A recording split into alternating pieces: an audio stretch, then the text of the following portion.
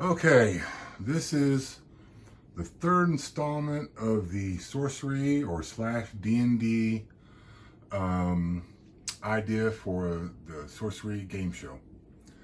I've made like a, a very sloppy storyboard type thing to better explain it to help people visualize um, exactly how this is going to work.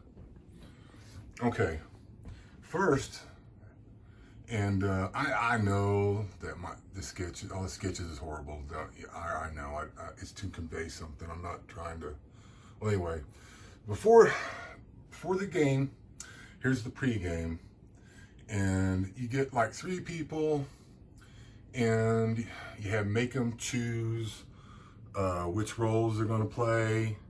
Don costumes. I would on purpose make like hokey, like somewhere between like a school theater and Halloween costumes. Not make it like a cosplay thing. And also, I would discourage people to dress cosplay for it because intimidate the other players and make them look bad. But I mean, you could. That's not a big deal. But I would make it like hokey kind of thing. Taught rules before they're on the TV. Gotta tell them all rules. And then I know game show, they probably have like lots of stuff that game show people have to do. Choose one bonus ability, and that's a bunch of like lower things. You can choose a bunch. They all start off with one, so like they all get like an offensive attack. So it's like, I say zap because I didn't want to say magic missile, but I just said magic missile. But basically, like a lower level, like a magic missile type thing. Sword for the fighter, and then of course arrow for the thief. But then they get another choice of another thing to help them out. So there's that. Then after they're all set up and stuff, I do like a little wizard guy. I originally gave him like a wizard hat, but then I decided like, well, he needed like one of these kind of cap things, like Merlin in the Excalibur movie. And it goes like, welcome to my unbeatable dungeon. I am Archmage Zarzota or Skarzota or something. And he basically like informs everybody what's going on and how they have no chance of defeating anyone in his dungeon. And then here they are. They got their hokey helmet on. They got their kind of costume on, and then they're behind their little podium. There's a really good. Okay, I'll go off on something else, but this is okay. There's a really good YouTube channel called Dice Tower. I watch it all the time. It like reviews tabletop games and apps and stuff. It's really good. But a Dice Tower is like a new thing where you dump dice into it, and then it rolls down. It kind of controls the roll of the dice. I think that's one of the reasons people use it. Also, if people try to cheat with palming dice and just dropping them and stuff like that, it kind of stops that thing from doing. But I was thinking like you have them behind their player podiums, and then you rig up some kind of like almost like a water slide type thing, and that leads down. That they put the dice in that way. Also, there's probably going to have to be there's gonna have to be like another like a Igor or something, or maybe a woman or some kind of like they have on the Let's Make a Deal with Wayne Brady, they had that one lady, and then and also I do too, and then in Price is Right they have the one woman. So they're gonna have to have people to retrieve dice and give dice back, that kind of a thing. Here's like a kind of a better picture of like kind of what I'm imagining. And so, all right, okay. And then before you actually fight the first group of monsters, the wizard shows you and maybe introduces or just shows you like a 3-way thing of the end bosses. It's important to show the end bosses at the beginning, because as the players play the game, they're going to be earning experiences and buying abilities where they can kind of get the idea of where they tailor their character to where they get kind of idea what kind of the end boss they're going to have to fight. So when they do pick out like powers and stuff, it's like, oh, well, I would have chose this or I would have chose that.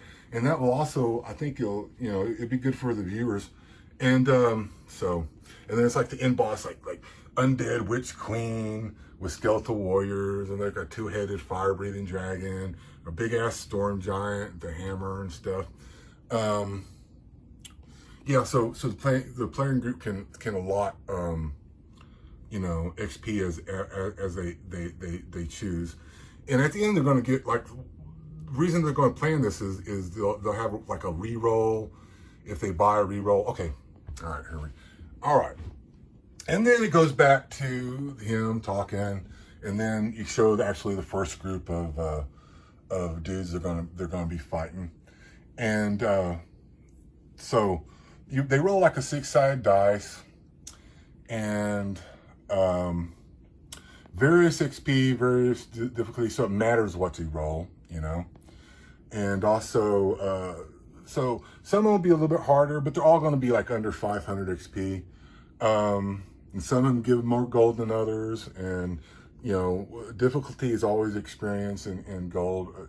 So it's like a couple of kobold brothers, 3 pixies, a lizard guy, 3 goblins, pumpkin golems, and then like a giant toad dude or something like that.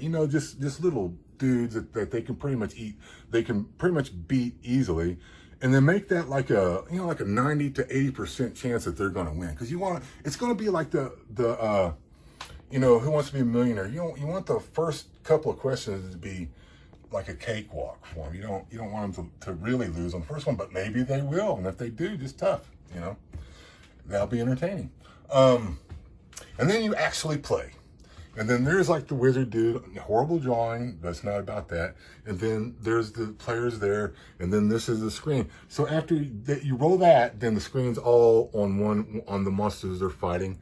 And then I don't know if it would be better to have the wizard actually roll the dice for the monster, or actually make like a box somewhere you don't see anybody, and then by the TV screen they roll the dice out through that way when it's the monster's turn to fight. That could be decided later, and so there's that. And then you actually fight the monster, and you either win or you lose. All right. Okay. Off screen, after the first fight, if they win, this is all done during commercial to save time. You don't want like the player characters sitting around and deciding what they're going to do on screen, because you want it succinct. And like if they're damaged, make them pay for their health with their experience or the gold they win, which will actually be dollars. And then buy better equipment with gold. But that's their prize money, so what they spend, they lose, and that kind of thing. All right, and then over here, this is showing like there'll be like a chart, a group of different things where the characters can. These are what the abilities they'll be spending their experience on. Some of the they'll get group experience, and you spend that on like re-rolls, or like a thing where the character, everybody in the group heals twice as much, or maybe like a chance to roll to escape the fight or something. So those kind of things, more game mechanics. Whereas the player character, or like guest alt attack, something like that. But say like this might be done like you could have like a commercial with like a little dwarf, or even that closet dude or something, talks about, explains like all the different powers, and so the viewers get an idea of what they might have. So they're like, I would pick this instead of that, or oh, that's a good choice, all that kind of stuff. And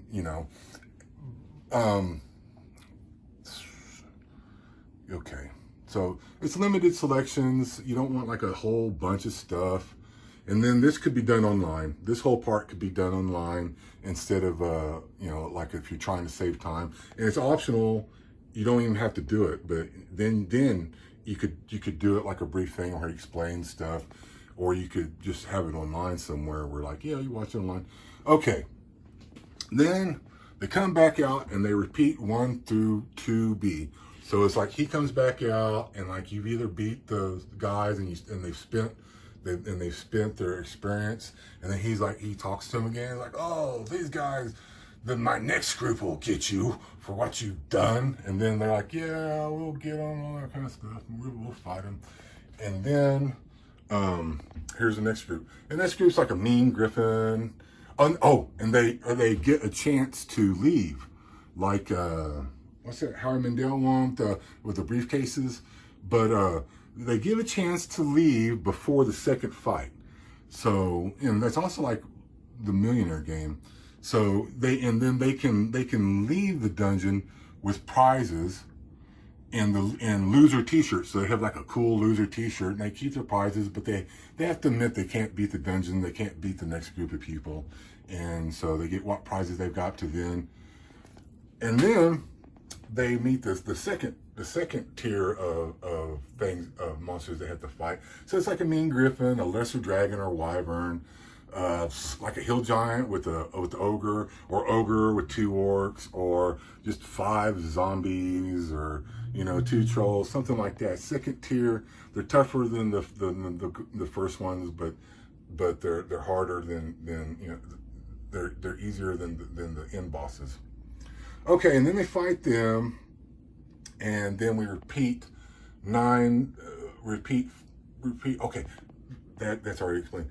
And then if they win that, they once again go into they do this where they spend their experience off screen, and they do all this off screen during the commercial, and then they once again face off against, they meet the wizard dude, the overlord wizard guy.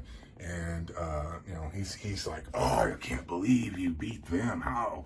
Oh, but you'll never beat the third people. And this is like what they've been saying before. So they should have like some kind of experience. Maybe they bought like a re-roll chance. And also, like I just showed here, like you have a 6-sided dice, but that's one of the things I mean, like the whole 6-sided thing, or the dice thing. You don't have to have numbers anyway. You could do like symbols or something, but like instead of having like, you can still roll 3, like 1, 2, 3 instead of 6 by doing that. You make a dice that's like that. It's real super simple. But I mean, that could even be like a thing on the TV screen. And then they roll, and they're stuck with what they roll unless they bought a re-roll or something or another with their group experience. And then they take a chance and they take a re-roll. Plus, re-rolls don't exclude anything, so they could just roll the same one over again and they'll just be stuck with it.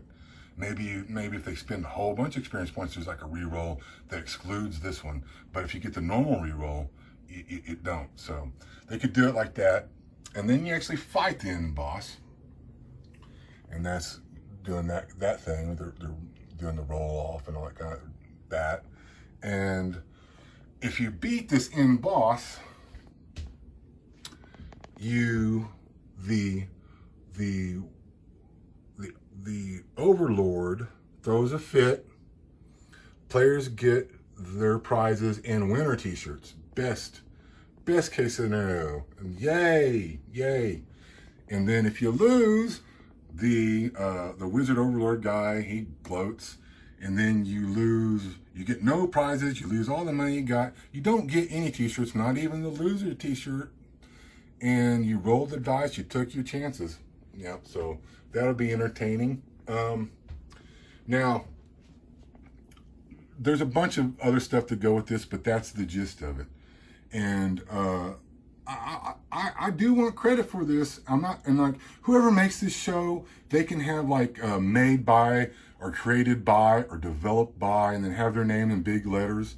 And then like say like there's the guy had it written down. There's like the guy that wrote Cyborg, and then they have like this game show is based on a book called The Bionic Man is based on a book called Cyborg, and they just have kind of like a small, but he gets credit at least.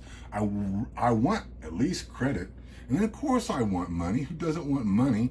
I'm not super greedy. I'm not trying to. I don't even want to be the boss, but I want money for it, of course. And I think I talked about Munchkin, and like there's all sorts of ways I thought in my mind, like people already thought this up, they already thought about doing it like this, but if they would have done it, but there's a whole bunch of different ways I would have done it.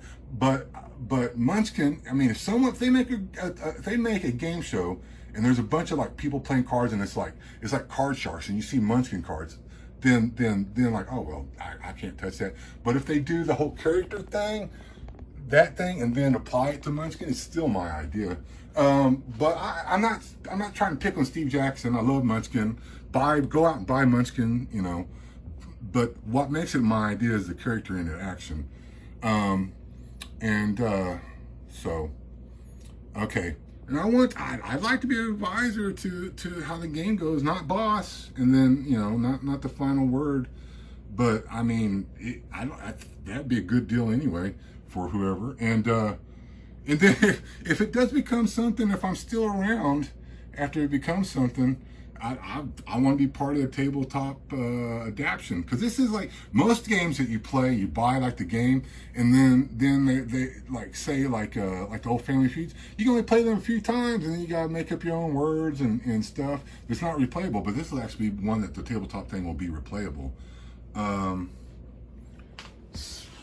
Anything else I had to say? That's it.